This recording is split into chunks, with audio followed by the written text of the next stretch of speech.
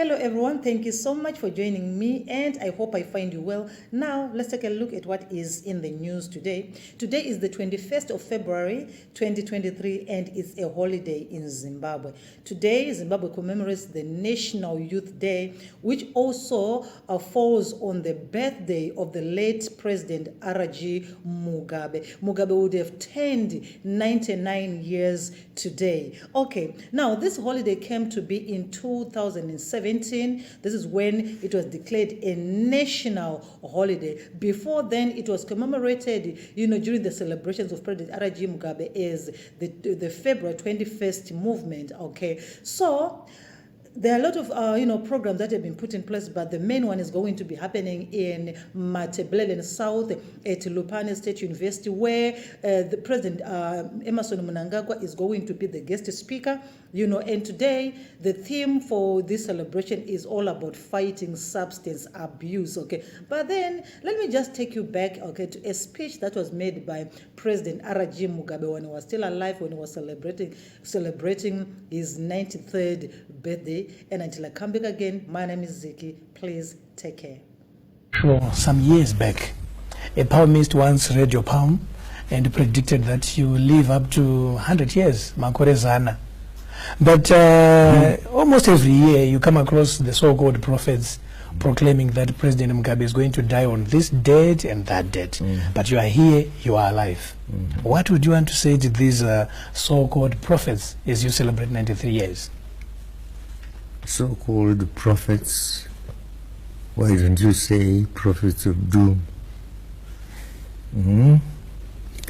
They are prophets of doom who prophesy what really are their wishes. So they turn their wishes into prophecies or dreams perhaps, but hardly any dreams. I would want to think it's just wishes that this man must go, this man must go, and the man is not going. So year in, year out, it's the same wish, and so the same prophecy. Why do you care about them? I don't care about them anymore. We had even some pastors praying for my death, and even a bishop of my church. Matebelland watakazobatai nomudzimai akazviregera.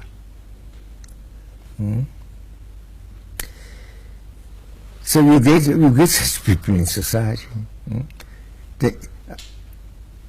They won't see some of them. In fact, the numbers may tend to increase sometimes. Dakanzwa chimwe chichiti President ari kufa muna October. Asi kana asingadi kufa ngaataure naye.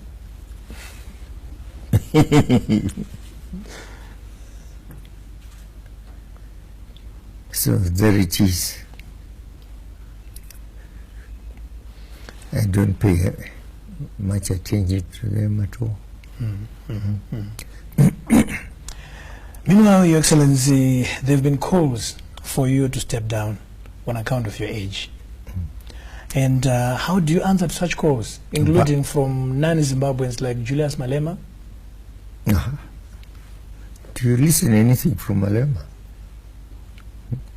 Who is Malema?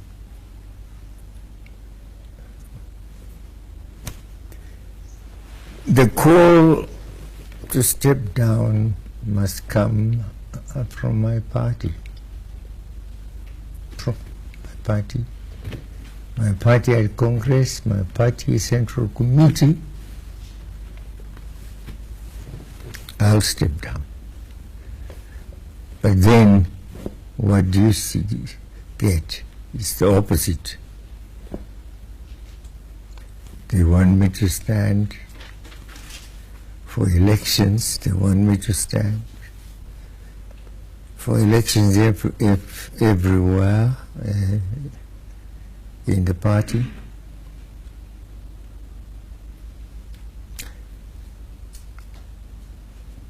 And it's their voice I heed, and the voice of no one else.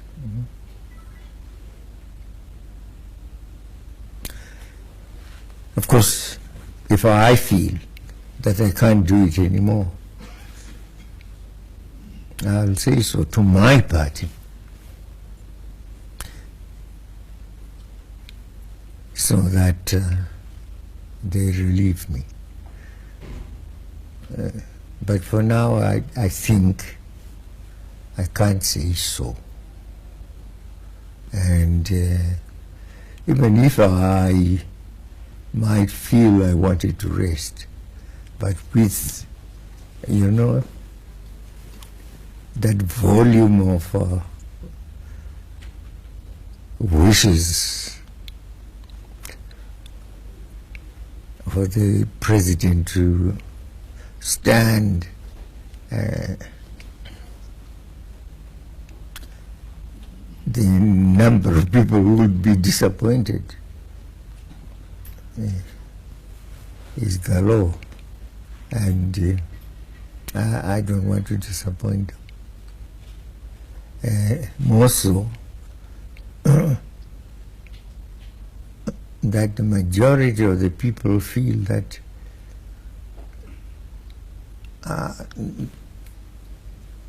there is no replacement, actually,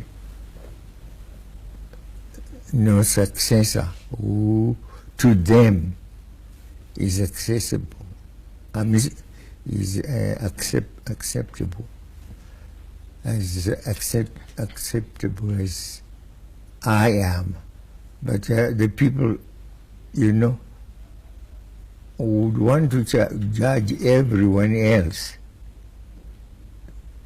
on the basis of President Mugabe as the criterion. But I have been at it for a longer period than anyone else.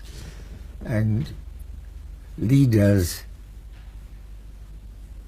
will have to be, you know,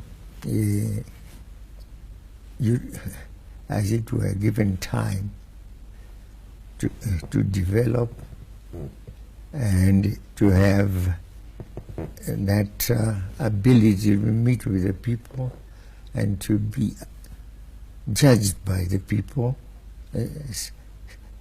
silently in the majority of cases. The people must see and be convinced that yes, so-and-so can be a good successor. Others think because they have been this long in the party, or they are this in the party, they are capable of succeeding the president. It's not that easy. But Your Excellency, are you now changing your mind? You're on record for saying you will not groom a successor. But now it sounds like you're saying maybe somebody needs to be given time. Are you now thinking of grooming a successor? No. That doesn't suggest grooming a successor. A successor is groomed by the people, actually. You see? And those around you can get the confidence of the people as they operate around you, and gain the confidence of the people. When the people see that their leaders, they can trust their leaders beyond corruption, their leaders knowledgeable, Sure. That's the grooming, I mean. Thank you for that, Your Excellency. Now, allow me to move on to the First Lady. When Dr. Grace Mugabe was requested to lead the Women's League, I remember you pointed out that you advised her on what to expect in the political arena. Sure. But now, today, with so many stories about her, the family, and yourself, how do you console her against all that? And don't you regret maybe you could have advised her not to get into this? Against all the world. The stories that are coming out about her, about you, the criticism and all that. Criticism. Well, the criticisms, I get a criticism from the opposition.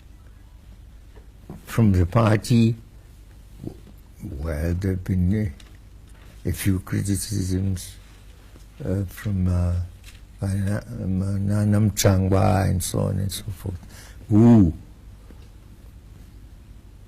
you know, I don't saw something quite different in her. They thought she was an ambitious woman who would want to, you know, to work herself into a position of power. But I have had my first wife, Sally. She organized the women's. We didn't have any women's league here, but the Ghana style, Nkrumah style of the women's league, which